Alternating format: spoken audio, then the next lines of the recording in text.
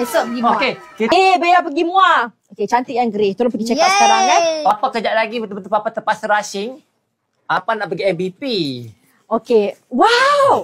Anugerah Bintang Popular 2025. Dia kan penyanyi nombor 1. Takkan dah tak pergi. Wah, Datuk buat surprise lah kat kita. Taklah, gurau je lah. Ada penawaran apa-apa ke Datuk? Ni. Tak boleh. Kita lagi Datuk tak pergi untuk Anugerah Bintang Popular 2025. Macam mana ada Siti Waliza dan Papa. Top 5 lah ni. Top 5. Papa tapi amazing lah Papa. Papa memang amazing. Papa memang orang kata hebat. Memang love. Korang terselia oleh saya. Papa bukan nak bagi. Siapa terselia oleh saya? Cara aku ni. Iyalah terselia.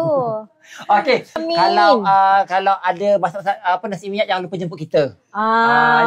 Tapi janjilah kalau ada jangan lupa jemput juga okey. So cuba kita dulu ya. Assalamualaikum. Tanya Datuk sebab Tanya.